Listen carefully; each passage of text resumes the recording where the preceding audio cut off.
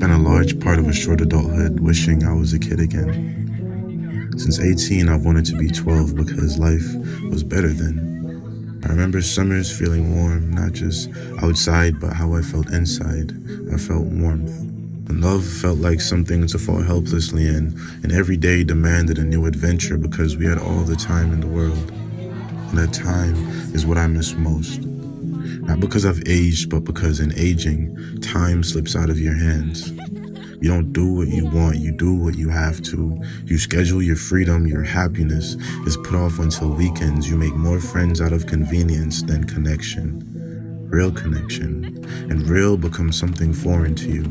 Real intentions, real love, real people, real everything. I dwell on the past because it's when I can remember life feeling authentic. I see people all around me and I wonder if they're happy or if they're comfortable. Have they settled? I only hate to fill me up. I only sleep to rest. I need a love just like a game. I haven't found it yet.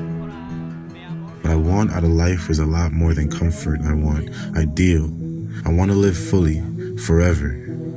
And I hate the idea that becoming an adult means sacrificing your youth when we're on a planet that's a part of a universe that's existed for millenniums. So whether we're 6 or 60, in comparison, we're young. Youth is not something limited to children. It's the wonder in the back of your mind and your pursuit of happiness. The drive to explore whatever finds your interest, and every person deserves to hold on to this. We deserve our ideal lives, to find what it really means to be thoroughly and wholeheartedly happy. I remember when being a good person was a standard.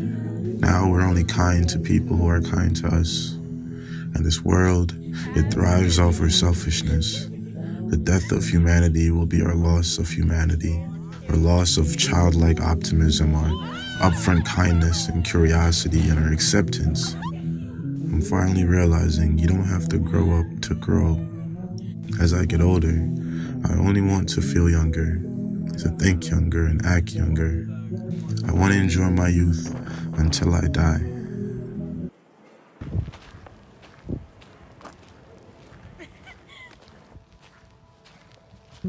I think often about us, about our similarities as well as our differences. I think a lot about what it is to be human and what it means to be alive. I realize we're plagued by ourselves, our own systems, statuses, and obsessions with separation. More often than not, we fail to realize our differences are what make us who we are. We are nothing alike and one and the same. We are spread all across this planet, but we are here together.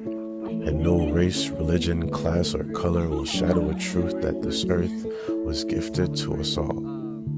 We're just trying to figure it out. I try to remind myself, there's a story behind each set of eyes, a foreign perspective within each mind, and I am no better or worse, just different. There's something to learn from everything. There's something to love in everyone.